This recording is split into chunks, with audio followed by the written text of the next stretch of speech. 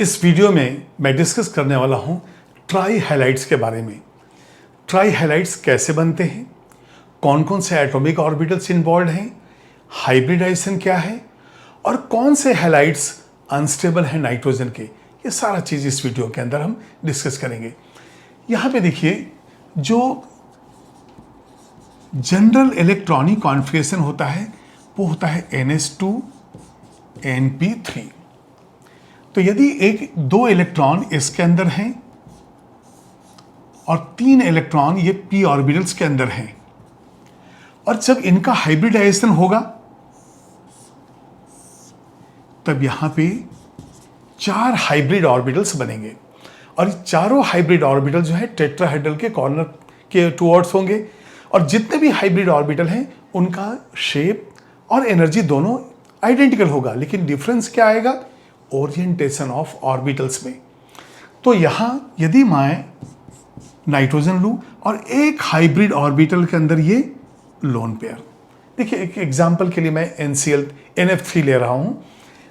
अब यहां पे आप देखेंगे इस तरह से 3 फ्लोरीन जो है बॉन्ड होंगे। अब यदि हाइब्रिडाइजेशन sp3 है तो इलेक्ट्रॉन पेयर ज्योमेट्री क्या हो गया? टेट्राहेड्रल। लेकिन उस लोन पेयर की वजह से जो शेप होगा वो क्या हो जाएगा? पिरामिडल।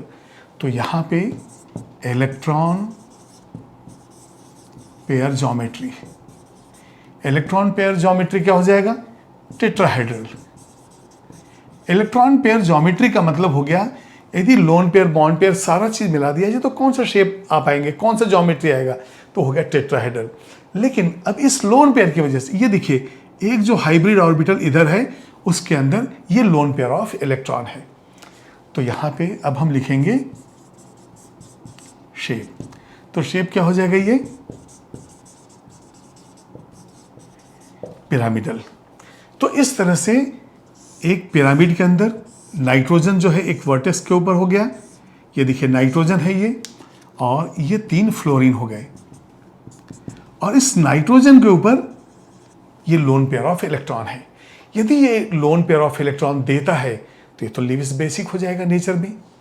तो लीविस बेसिक नेचर जो है ड्यू टू 1 लोन पेयर। तो जितने भी फ्लोराइड्स, क्लोराइड, ब्रोमाइड, आयोडाइड होंगे वो सारे के सारे जो है हो जाएंगे लीविस बेस। अभी देखिए, जो ट्राई हैलाइड्स हैं वो बेसिक इन नेचर हैं। क्यों? लोन पेयर ऑफ इलेक्ट्रॉन दिया जाएगा। अब ये बताइए मुझे, यदि मैं ले रहा हूं NF3 और यहां से Ni3 की ओर हम जा रहे हैं, देखिए ये तो पूरे के पूरे ट्राई हैलाइड्स हैं।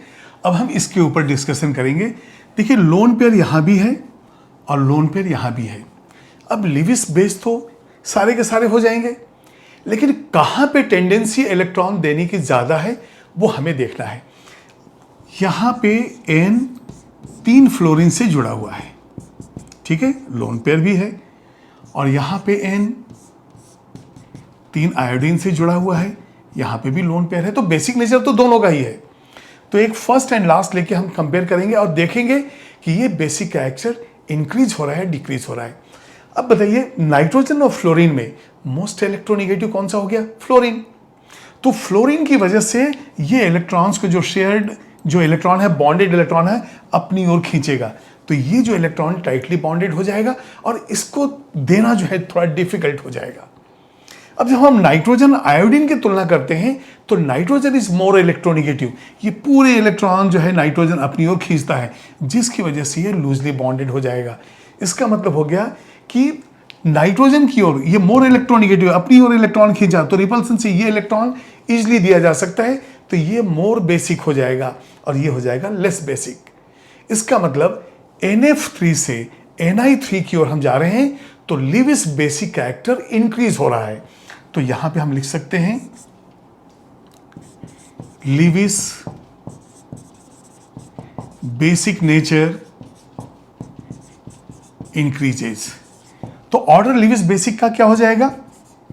NF3 less than NCl3, NBr3, और ये हो जाएगा Ni3। तो इसमें सबसे ज्यादा बेसिक कैरेक्टर Ni3 का है, और रीजन वही है, डिफरेंस इन इलेक्ट्रोनेगेटिविटी जो है। अब हम देख रहे हैं तो नाइट्रोजन जो है मोर इलेक्ट्रोनेगेटिव है, ठीक है।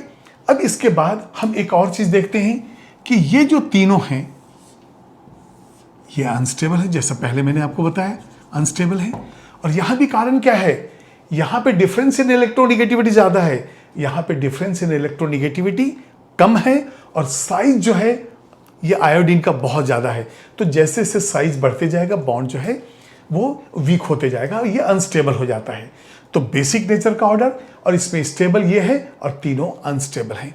इसको आप नोट कीजिए। कुछ ट्राई हैलाइड्स आयनिक हैं और कुछ जो हैं कोवेलेंट हैं। देखिए आयनिक के लिए आप याद कीजिए फजान रूल। आयनिक के लिए पॉजिटिव आयन कैसा होना चाहिए, लार्जर, नेगेटिव आयन कैसा होना चाहिए, छोटा होना चाहिए। तो क्या कॉम्बिनेशन से बनेगा आयनिक, यदि हम बिस्मथ सबसे बड़ा ले लें पॉजिटिव आयन, और इसके बाद फ्लोराइड जो छोटा सा है, तो ये कॉम्बिनेशन हो जाएगा मोर आयनिक का। तो आयनिक में हम देखते हैं कि यहां पे दो आते हैं, BiF3, और up to certain extent BSB जो है F3 ये भी आ जाता है। तो ये आयनिक है, ये तो मेटल है ही, इसका फ्लोराइड आयनिक होना ही है। लेकिन ये जो मेटलाइट में आर्सेनिक एंटीमनी दोनों को लेते हैं, कभी कभी आर्सेनिक, क्योंकि मेटलाइट का कोई फिक्स रूल नहीं है, ये तो मेटल के जैसा भी बिहेव करते हैं और नॉन मेटल के जैसा भी। तो जो डिफरेंस इन इलेक्ट्रोनिगेटिविटी है उससे ये आयनिक हो जाता है। यहाँ पे ज़्यादा डिफरेंस है, ये आयनिक है। ये दो छोड़कर जितने भी हैं सारे के सारे कोवेलेंट हैं, एक्सेप्ट these two halides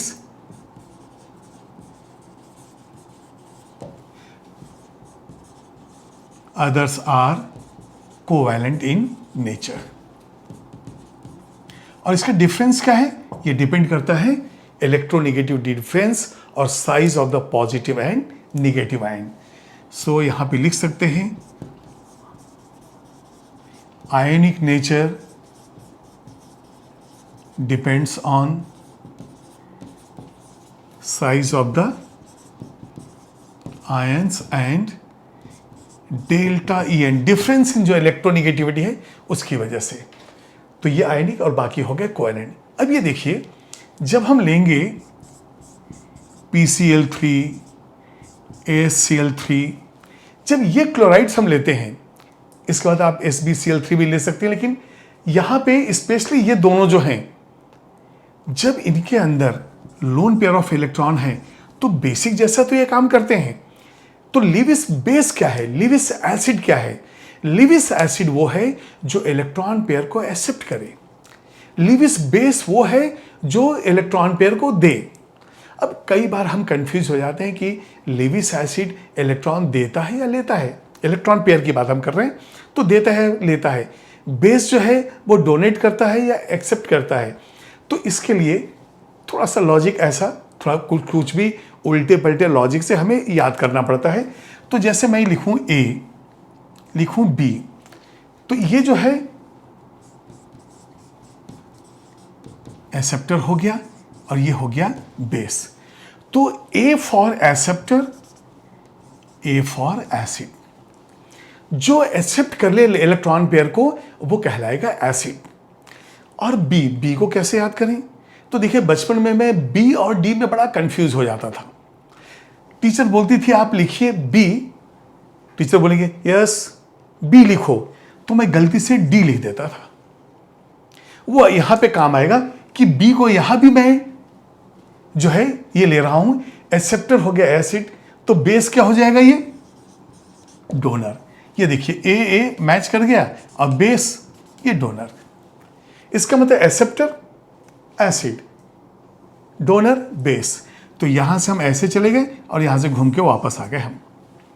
तो A for acceptor, A for acid, B for base, लेकिन ये हो गया डोनर। अब ये बताइए मुझे, ये दोनों इलेक्ट्रॉन पेयर तो है, ये तो बेस के जैसा लिविस बेस जैसा काम करेंगे ही, लेकिन इनका जो वेकेंट डी ऑर्बिटल है, वेकेंट डी ऑर्बिटल, यदि कोई इलेक्ट्रॉन दे रहा है तो yes you are most welcome, और वो इलेक्ट्रॉन ले लेगा और ये जो है एसिडिक कैरेक्टर शो करेगा। तो यहां पे लिखेंगे these two behave like